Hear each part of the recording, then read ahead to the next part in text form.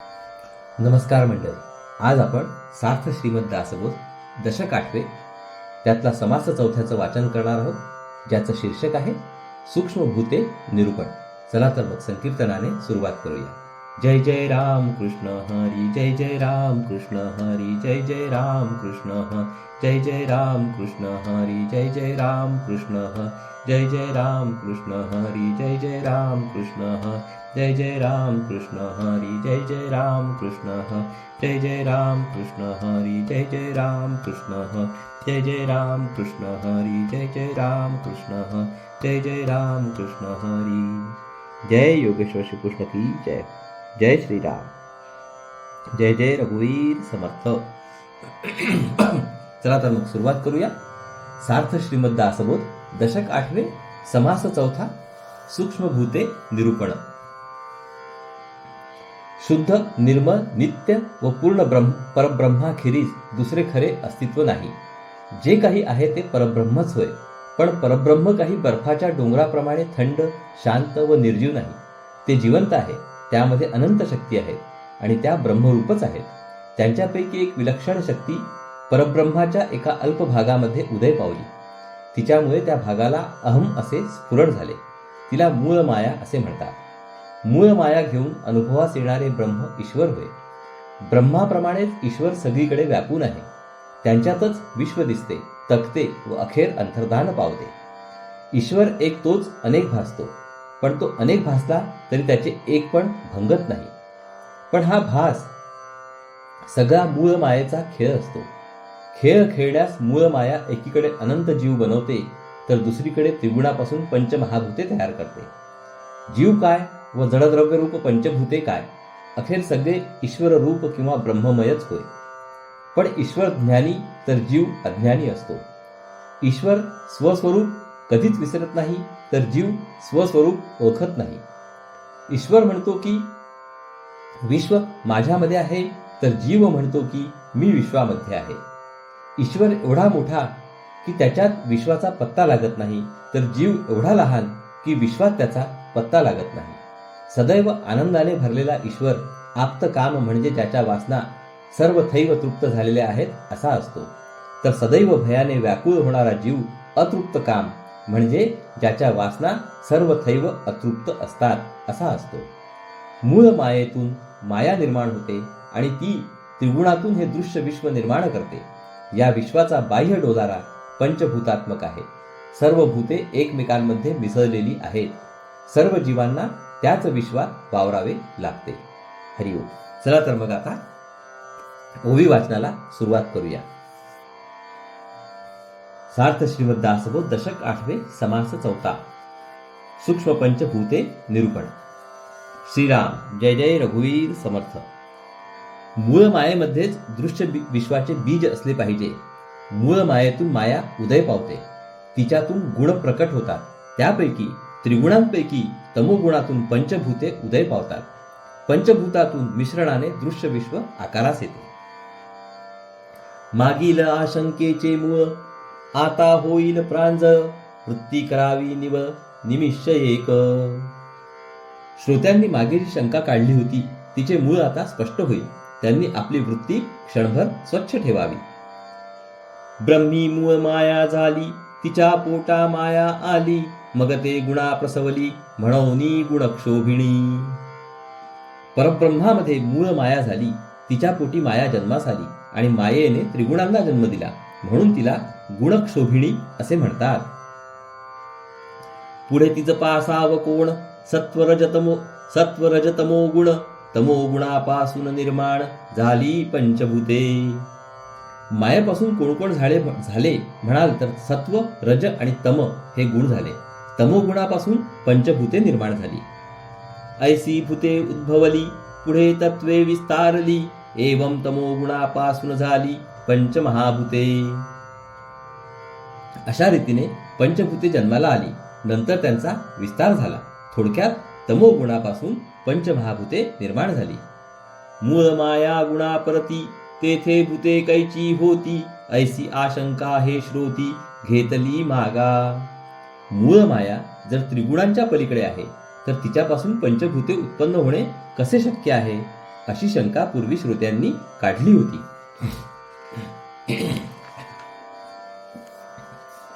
आणिक एक एके भूती पंचभूते असती, तेही आता कैसी स्थिती प्रांज करू. आणखी एक मुद्दा असा की प्रत्येक भूतामध्ये बाकीची भूते असतात. ही स्थिती कशी असते तेही आता स्पष्ट करून सांगतो. सूक्ष्मदृष्टीचे कौतुक मूळ माया पंचभूतिक, श्रोती विमल विवेक केला पाहिजे. अत्यंत सूक्ष्म विचार केला तर मूळ मायेमध्ये पंचभूतांचे अगदी बीज रूपाने अस्तित्व असले पाहिजे हे उमगेल. श्रोत्यांनी स्वच्छ विवेक केला मात्र पाहिजे. आधी भूते ती जाणावी, रूपे कैसी ओळखावी, मग ते शोधून पहावी सूक्ष्मदृष्टी. प्रथम पंचमहाभूते कोणती ते समजून घ्यावे, प्रत्येकाचे रूप कसे ते समजून घ्यावे, मग सूक्ष्म विचार करून ज्ञानदृष्टीने ती शोधून काढावी. ओळखी नाही अंतरी, ते ओळखावी कोणे परी, म्हणून भूतांची ओळखी चतुरी, नावे कपरिसावी. जोपर्यंत भूतांच्या लक्षणांचे ज्ञान आपल्या अंतरी नाही तोपर्यंत त्यांना ओळखून शोधता येणार नाही. या कारणासाठी शहाण्या माणसांनी भूते कशी ओळखावी हा विषय क्षणभर ऐकावा. पंचभूतांची व्यापक लक्षणे आता सांगतात. या लक्षणांवरून विचार करता सर्व चराचर विश्व पंचभूतांनी विणलेले आहे असे मनाला पटेल. जे जे जड आणि कठीण ते ते पृथ्वीचे लक्षण, मृद आणि बोलेपण तितुके आप. जे जे कठीण आणि जड आहे ते पृथ्वीचे लक्षण, तर जे जे मऊ आणि ओले आहे ते पाण्याचे लक्षण समजावे. जे जे उष्ण आणि सतेज ते ते जाणावे पैतेज, आता वायो ही सहज निरोपी जेल. जे जे गरम आणि प्रकाशयुक्त आहे ते तेजाचे लक्षण होय, आता वायूचे लक्षण सांगतो. चैतन्य आणि चंचल तो हा वायोची केवळ, शून्य आकाश निश्चल आकाश जाणावे. जिवंतपणा आणि हालचाल हे वायूचे लक्षण, तर पोकळपणा अवकाश आणि स्तब्धपणा हे आकाशाचे लक्षण होय. ऐसी पंचमहाभूते ओळखी धरावी संकेते, आता एकी पाच भूते सावध ऐका. पंचभूतांची लक्षणे थोडक्यात ही अशी आहेत. त्यावरून खुणेने भूते ओळखून काढावी. आता एका भूतात इतर भूते कशी वास करतात ते लक्ष देऊन ऐका. जे त्रिगुणाहुनी पर त्याचा सूक्ष्म विचार, या लागी अति तत्पर होऊन ऐका. जे त्रिगुणांच्या पलीकडे आहे त्याचा विचार अर्थात सूक्ष्मच असणार. म्हणून आता मी जे सांगणार आहे ते श्रोत्यांनी अत्यंत मन लावून ऐकावे. सूक्ष्म आकाशी कैसी पृथ्वी तेची आधी निरोपावी, येथे धारणा धरावी श्रोतेजनी. आकाश अत्यंत सूक्ष्म व पृथ्वी अत्यंत स्थूल व जड असते. अशा सूक्ष्म आकाशात जड पृथ्वी कशी आढळते ते प्रथम सांगतो. श्रोत्यांनी एकाग्र मनाने ऐकावे. आकाश म्हणजे अवकाश शून्य, शून्य म्हणजे ते अज्ञान, अज्ञान म्हणजे जडत्व जाण तेची पृथ्वी. आकाश म्हणजे नुसता अवकाश किंवा शून्यमय पोकळ व मोकळी जागा. शून्य म्हणजे अज्ञान होय, अज्ञान म्हणजे जडत्व आणि जडत्व तेच पृथ्वी जाणावी. आकाश स्वये आहे मृद तेची आप स्वतः सिद्ध, आता तेज तेही विशद करू न दाऊ. आकाश स्वतः अगदी मऊ आहे, तो मऊपणा हेच आकाशातील पाणी होय. आता आकाशात तेज कसे आहे ते स्पष्ट करून सांगतो. अज्ञानाने भासला भास तोची तेजाचा प्रकाश, आता वायो सावकाश साकल्य सांगो. अज्ञानाने जो भास होतो तोच तेजाचा प्रकाश होय. अज्ञानाचा जो व्यवहार होतो तो सगळा अवकाशातच होतो. आता वायूचे रूप सांगतो.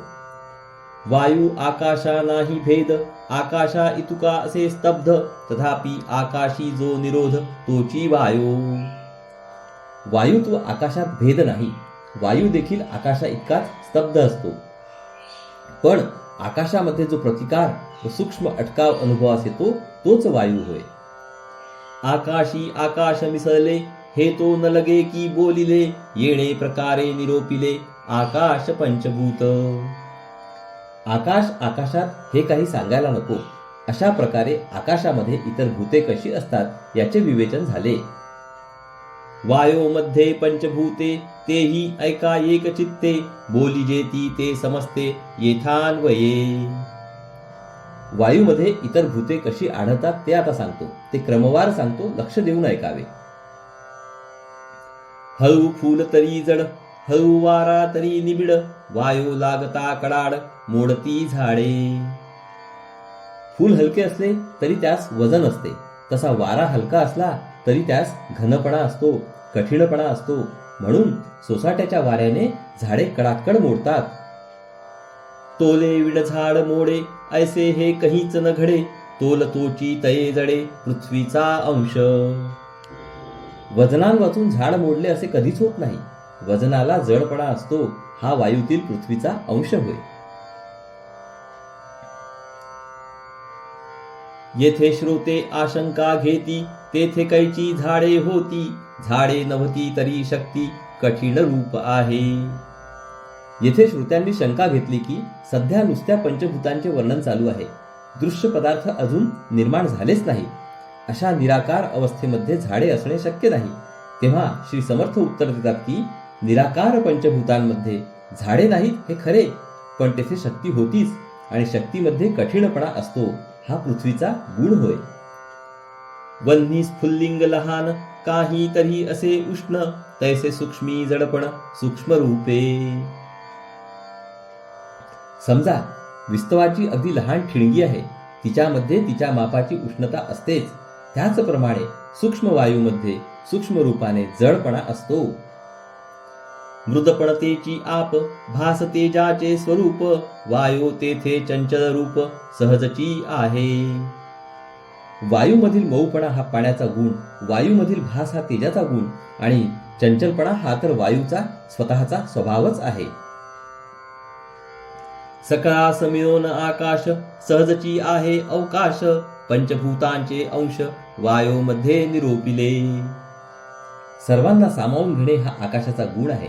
वायूमध्ये कठीणपणा, मऊपणा, भास व चंचलपणा हे गुण सामावले आहेत, म्हणून वायूमध्ये आकाश आहे. अशा रीतीने वायूमध्ये इतर भूतांचे अंश आहेत ते सांगून झाले. आता तेजाचे लक्षण, भासले पण ते कठीण, तेजी ऐसी ओळखण पृथ्वीची. आता तेजाचे लक्षण सांगतो. तेजाने भास होतो, प्रत्यक्ष काहीतरी दिसते, इंद्रियांना गोचर होते. काहीतरी कठीणपणा, दाटपणा असल्याखेरीज भास होत नाही. कठीणपणा हा पृथ्वीचा अंश, म्हणून तेजामध्ये पृथ्वीचा अंश असतो.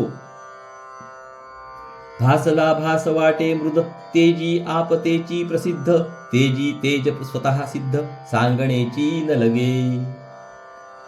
जो भास अनुभवाला येतो तो मऊ असतो, इंद्रियांना सहजपणे प्रत्ययास येतो. हा जो मृदूपणा तो तेजामधील पाण्याचा अंश होय. तेजामध्ये तेज असते, ते स्वतः सिद्धच असल्याने त्याबद्दल सांगणे न लगे.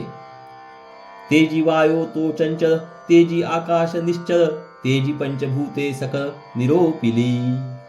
तेजामध्ये आढळणारी चंचलता हा वायूचा अंश, तर त्यामध्ये आढळणारी स्तब्धता हा आकाशाचा अंश होय. अशा प्रकारे तेजामध्ये इतर भूते कशी असतात ते सांगितले.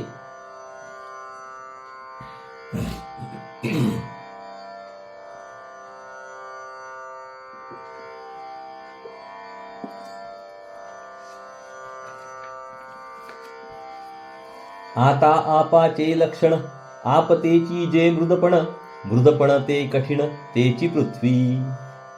आता पाण्याचे लक्षण मृदूपणा. पाणी मऊ आहे असे म्हटले तरी त्या मऊपणामध्ये थोडा तरी कठीणपणा असतोच, तोच पृथ्वीचा अंश समजावा. आपी आप सहजची असे, तेज मृदपणे भासे, वायो स्तब्धपणे दिसे, मृदत्वा अंगी. पाण्यात पाणीपणा असतो हे उघड आहे. तेजामुळे पाण्यामधील मऊपणा अनुभवास येतो. मऊपणामधील स्तब्धता वायूचा गुण समजावा. आकाश न लगे सांगावे, ते व्यापकची स्वभावे, आपी पंचभूतांची नावे सूक्ष्म निरोपिली. पाण्यामध्ये आकाश कसे ते सांगण्याची गरज नाही. सर्वांना व्यापून असणे हा आकाशाचा सहज गुण आहे, म्हणून ते पाण्यामध्ये असणारच. याप्रमाणे पाण्यामध्ये इतर भूते कशी सूक्ष्मपणे आहेत ते सांगून झाले. आता पृथ्वीचे लक्षण, कठीण पृथ्वी आपण, कठीणत्वी मृदूपण तेची आप. आता पृथ्वीबद्दल सांगतो. कठीणपणा हा तिचा गुण आहे.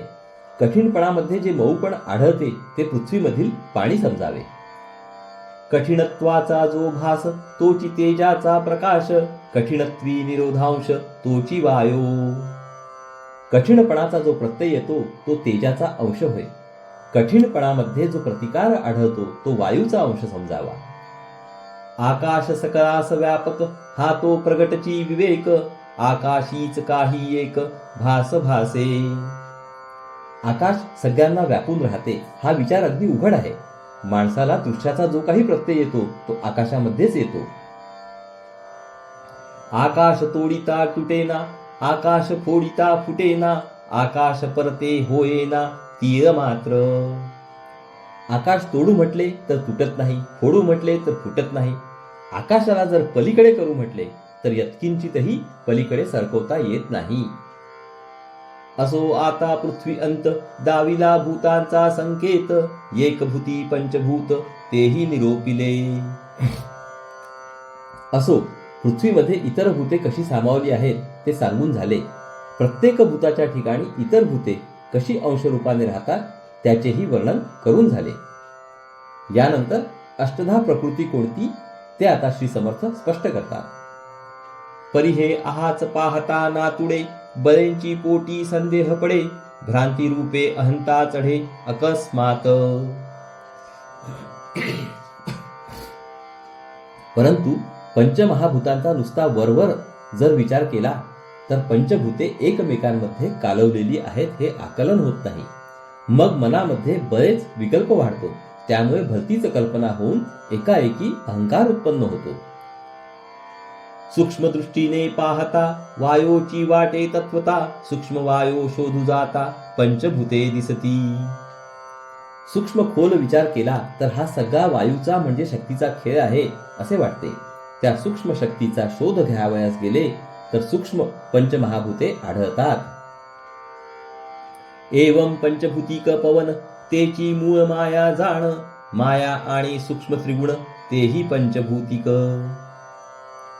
सारांश, सूक्ष्म शक्तीमध्ये पंचमहाभूते सूक्ष्मपणाने राहतात. या शक्तीलाच मूळ माया म्हणतात. तिच्यापासून होणारी माया आणि तिच्यातून उद्भवणारे त्रिगुण सगळे पंचभूतात्मक असतात. भूते गुण मेळविजे त्यासी अष्टधा बोलिजे, पंचभूतिक जाणिजे अष्टधा प्रकृती.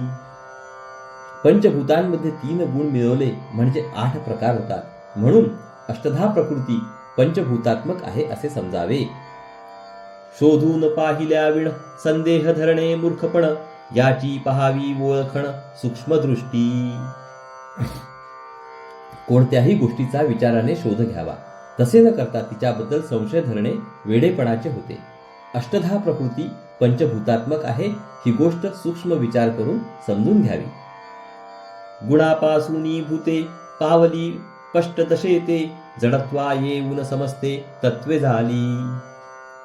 मूळ मायेत असणारी अत्यंत सूक्ष्म पंचभूते त्रिगुणांमुळे स्पष्ट दशेला येतात. मग त्यांना दृश्य रूप आल्यावर सगळी तत्वे निर्माण होतात. पुढे तत्व विवंचना, पिंड ब्रह्मांड तत्वरचना, बोलिले असे ते जना प्रगटची आहे. त्यानंतरचा जो तत्वांचा विचार आहे, पिंड व ब्रह्मांड या दोन्हींमध्ये जी तत्वरचना आहे तो विषय लोकांना चांगला माहीत आहे. हा भूतकर्दम बोलिला, सूक्ष्म संकेते दाविला, ब्रह्मगोळ उभारला तत्पूर्वी. आतापर्यंत पंचभूतांच्या मिश्रणाचा विषय सूक्ष्म खुणांनी सांगितला, पण तो विश्वरचना होण्याच्या पूर्वीचा आहे. या ब्रह्मांडा पैलीकडील गोष्टी, जै झाली नव्हती सृष्टी, मूळ माया सूक्ष्मदृष्टी ओळखावी. विश्व उत्पन्न होण्यापूर्वी विश्वाच्या पलीकडे म्हणजे जेव्हा कोणतेही दृश्य उद्भवले नव्हते तेव्हा पंचभूतांची काय अवस्था होती ती आतापर्यंत सांगितली.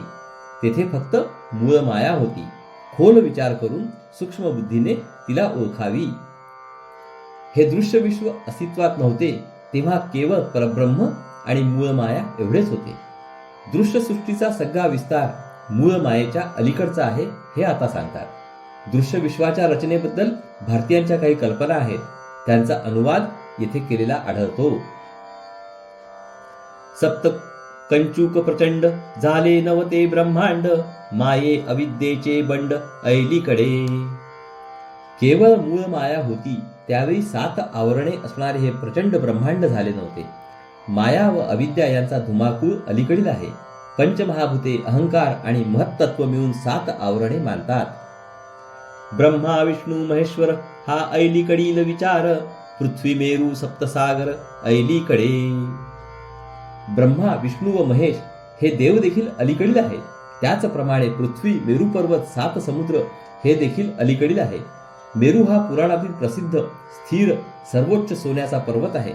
सर्व ग्रह त्याच्या भोवती फिरतात. पृथ्वीच्या भोवती 7 समुद्रांचे आवरण आहे. त्यांच्या पलीकडे क्षीरसागरात भगवान शेषशाही आहेत. नाना लोक नाना स्थाने, चंद्र सूर्य तारांगणे, सप्तद्वीपे 14 भुवने ऐलीकडे. अनेक प्रकारचे लोक, अनेक प्रकारची स्थळे, चंद्र, सूर्य, तारे, सप्तद्वीपे, 14 भुवने ही अलीकडील आहेत. पृथ्वीचे 7 विभाग किंवा द्वीपे आहेत. ते असे: जंबू, प्लक्ष, शाल्मली, कुश, क्रौंच, शाक आणि पुष्कर.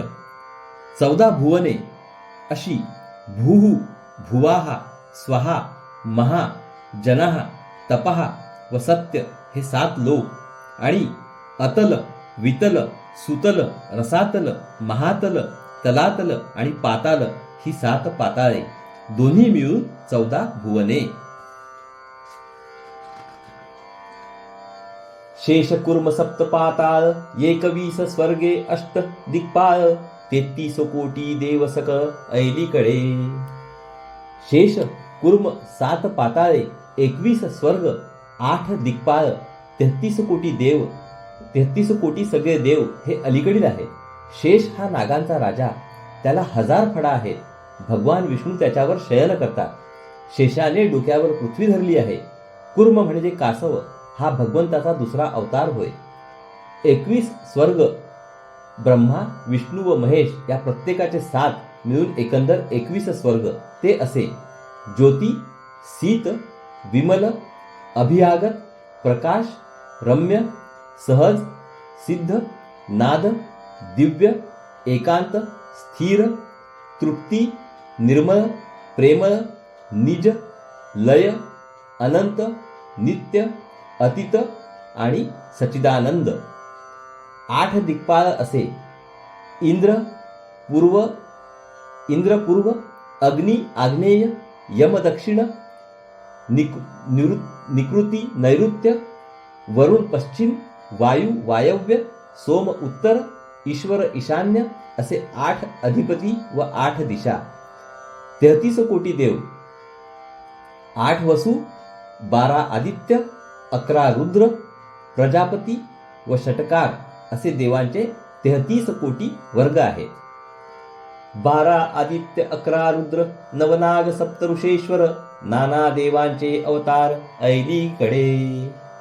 12 आदित्य, 11 रुद्र, 9 नाग, 7 ऋषी, अनेक देवांचे अवतार हे सगळे अलीकडील आहेत. 12 आदित्य कोणते? ते असे: धातू, मित्र, अर्यमा, रुद्र, वरुण, सूर्य, भग, विवस्वत, पुशन, सवितृ, त्वष्टा व विष्णू ही सूर्यांची 12 महिन्यातील 12 रूपे आहेत. 11 रुद्र, रैवत, अज, भीम, भव, वाम, वृषाकपी, अजैकपाद, उग्र, अहिर्बुंध्य, बहुरूप व महान. 9 नाग आता: अनंत, वासुकी, शेष, पद्मनाम, कंबल, शंखपाल, धृतराष्ट्र, तक्षक व कालीय अशा नागांच्या 9 जाती आहेत. 7 ऋषेश्वर: कश्यप, अत्री, भरद्वाज, विश्वामित्र, गौतम, जमदग्नी आणि वसिष्ठ. मेघमनु चक्रवर्ती, नाना जीवांची उत्पत्ती, आता असो सांगो किती विस्तार हा. चक्रवर्ती, मनु, मेघ व अनेक प्रकारच्या जीवांची उत्पत्ती हे सर्व अलीकडील आहेत. हा विस्तार किती सांगायचा. आता पुरे. मनु हा मनुष्य जातीचा मूळ पुरुष होय. सबंध पृथ्वीवर राज्य करणारा हा प्रथम चक्रवर्ती राजा. मनु एकंदर 14 आहेत. स्वयंभुव मनु हा त्यापैकी पहिला. वैवस्वत म्हणून हा 7वा. सूर्याने त्यास अध्यात्माचा उपदेश केला. सध्याच्या मानवाचा तो मूळ पुरुष होय. सकळ विस्ताराचे मूळ ते मूळ मायाच केवळ, मागा निरोपिली सकळ पंचभूतिक. हा जो विस्तार आतापर्यंत सांगितला त्या सगळ्यांचे मूळ मायाच आहे. मूळ माया पंचभूतात्मक आहे हे पूर्वीच सांगितलेले आहे. सूक्ष्मभूते जे बोलिली तेची पुढे जडत्वा आली, ते सकळ ही बोलिली पुढिले समासी. मागे जी सूक्ष्मभूते सांगितली तीच नंतर दृश्य रूप धारण करतात. ते सगळे विवेचन पुढील समासात केले आहे. पंचभूते पृथकाकारे पुढे निरोपिली विस्तारे, ओळखी कारणे अत्यादरे श्रुती श्रवण करावी. पंचभूतांपैकी प्रत्येक भूताचे स्वरूप वेगवेगळे पुढे सांगितले आहे. विस्ताराने वर्णन केले आहे. ते ध्यानात येण्यासाठी श्रोत्यांनी मनापासून ते ऐकावे. पंचभूतिक ब्रह्मगोळ जेणे कळे हा प्रांजळ, दृश्य सांडून केवळ वस्तूच पाविजे. हा ब्रह्मगोल पंचभूतांचा केलेला आहे असे पुढील विवेचनावरून कळेल. ते कळले म्हणजे सगळे दृश्य मागे टाकून परमात्म वस्तू प्राप्त करून घेता येईल. महाद्वार ओलांडावे मग देव दर्शन घ्यावे, तैसे दृश्य हे सांडावे जाणून या. मंदिराचे महाद्वार ओलांडून आत गेले म्हणजे देवाचे दर्शन घेता येते. त्याचप्रमाणे दृश्य पंचभौतिक आहे हे ओळखावे. ते महाद्वारासारखे आहे. ते ओळखून मागे टाकावे म्हणजे मग ब्रह्मदर्शन घडते. देहाची व दृश्याची किंमत जाणून मनातून ते सांडण्यासाठी सर्व साधना करावी लागते. वृत्तीवर जमलेले दृश्याचे दाट आवरण सैल होणे हा विवेक आणि ते बाजूला सरणे हे वैराग्य होय. म्हणून दृश्याचा पोटी आहे पंचभूतांची दाटी, एकपणे पडिली मिठी दृश्य पंचभूता. या दृश्य विश्वाच्या आत बाहेर पंचमहाभूते गच्च भरून राहिली आहेत. दृश्य आणि पंचभूते या दोघांमध्ये ऐक्याची मिठी पडली आहे. दृश्य हेच पंचभूते व पंचभूते म्हणजेच दृश्य असे परस्परांचे ऐक्य आहे. एवं पंचभूतांचेची दृश्य सृष्टी रचली सावकाश, श्रोती करुनी अवकाश श्रवण करावे. सारांश, सगळे दृश्य पंचभूतांचेच बनलेले आहे. पंचभूतांपासून क्रमाक्रमाने विश्वाची रचना झाली. श्रोत्यांनी सावकाशपणे ते ऐकावे. इति श्री दासबोधे गुरुशिष्य संवादे सूक्ष्म पंचभूते निरूपणनाम समास 4. या प्रकारे श्रोत्यांनो येथे आपला दशक 8व्यामधील समास 4चं वाचन पूर्ण झालेलं आहे. हरिओम तत्सत, हरिओम तत्सत, हरिओम तत्सत. हरे कृष्ण कृष्ण कृष्ण हरे हरे, हरे राम राम राम हरे हरे, हरे कृष्ण कृष्ण कृष्ण हरे हरे, हरे राम राम हरे हरे, हरे कृष्ण कृष्ण कृष्ण हरे हरे, हरे राम राम हरे हरे, हरे कृष्ण कृष्ण कृष्ण हरे हरे, हरे राम राम हरे हरे, हरे कृष्ण कृष्ण कृष्ण हरे हरे, हरे राम राम हरे, हरे कृष्ण कृष्ण कृष्ण हरे हरे, हरे राम राम हरे हरे, हरे कृष्ण कृष्ण कृष्ण हरे हरे, हरे राम राम हरे हरे, हरे कृष्ण कृष्ण कृष्ण हरे हरे, हरे राम राम हरे हरे. जय योगेश्वर श्री कृष्ण की जय हो. जय श्री राम, जय श्री राम, जय श्री राम. जय जय रघुवीर समर्थ. चला तर मंडळी पुढील भागात परत भेटू. नमस्कार. हरिओम हरिओम हरिओम हरिओम.